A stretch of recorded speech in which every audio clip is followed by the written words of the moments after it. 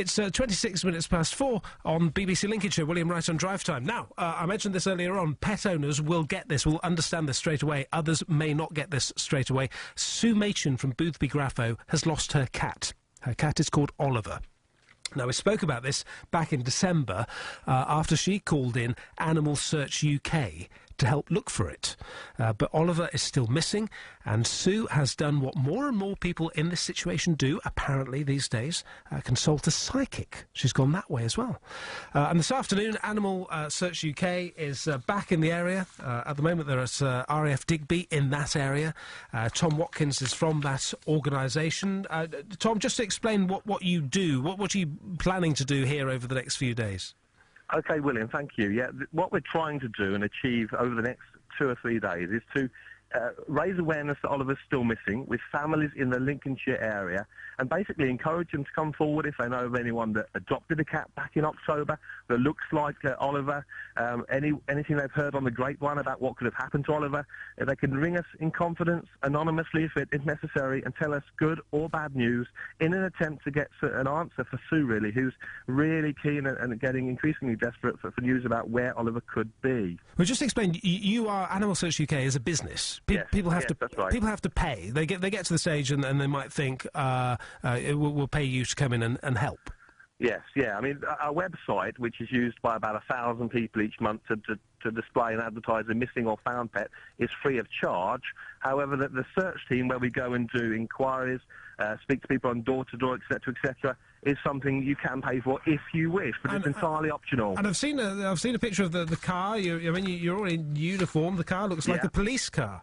Yes, it is a bit high profile, in an attempt really to make people look out their window and think what's going on there, answer the door when we knock on the door. So we're all professional, we're all trained, we're all in uniforms, and we do a really thorough job and try to get any news, however insignificant it may appear.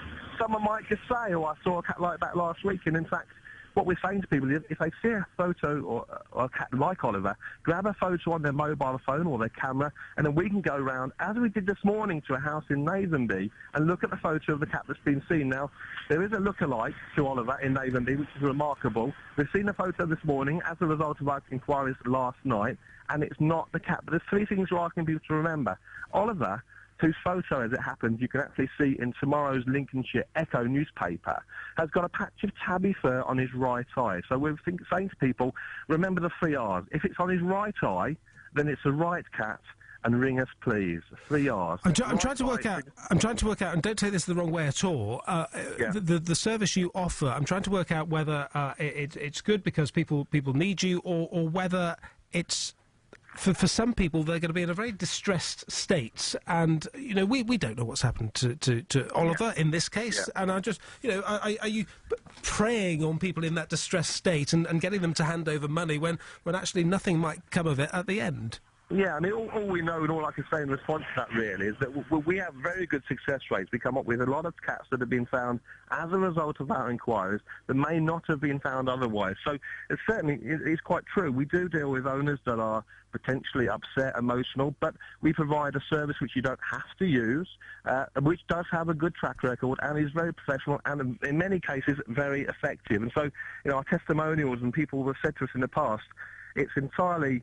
our inquiries that found their pet, whether it be our posters, our leaflets. And one thing we can stress to people is that instead of ringing an owner and saying, look, I knocked over your cat last week, which is awful news to have to deliver, we offer people the opportunity to ring us independently, free of charge, anonymously, on our free phone number, and say to us... And you'll break the news. OK. Well, just tell me briefly about the psychic involved here, because Sue went to see a psychic, I understand, and she gave some clues. She thinks she knows where Oliver the cat is. Yeah, I mean, the psychic, I've got Sue with me now, and she just said something to me about your last comment about preying on people. She was quite concerned that she wanted us to stress. She couldn't have done what we've done without us. She's on her own, struggling to cope with Oliver's disappearance, so she wanted me to stress to you that it's entirely something that she asked us to do, and we're happy to help. Yes, so. and I hope you understand, I'm not asking in this case, no, that's fine. I just wonder whether some people might think that just hearing generally, not necessarily in this case. But Sue did go see a psychic, didn't she?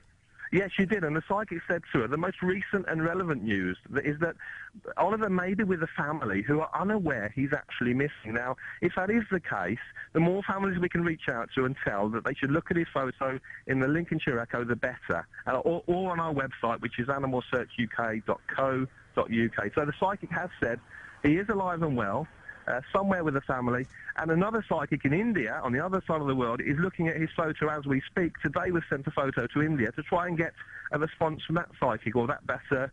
And you say more people who are going through this, who have lost a pet, are going down this route, are consulting psychics. Absolutely. I was very sceptical. I thought it was a load of rubbish, to be honest, if I'm very honest with you. But now, increasingly, the information we're getting from people is turning out to be accurate, relevant, and sometimes has a direct impact on what we do and the result that we achieve. So, yeah, it's remarkable how, whether it's coincidence or whether there is something to it, we don't know at the moment. But I'm becoming less of a sceptic and a cynic and more of a believer, to be honest. That's interesting. Tom, thank you very much. Thanks for talking to us. You're welcome. And you mentioned the website, and you mentioned the photo is going to be in the Lincolnshire Echo tomorrow as well. OK, thank you very much. Tom Watkins from Animal Search UK, which is a business, but apparently, people who've got to the stage where they can't do anything else and they think, well, how on earth can I find my pet? Then they can buy them in, and they'll come in their vehicle, which looks like a police car, and they'll go around the county. They're here for a few days at the moment, trying to find Oliver the cat that went missing from Boothby Grafo. So just gone 4:30 now. BBC Lincolnshire.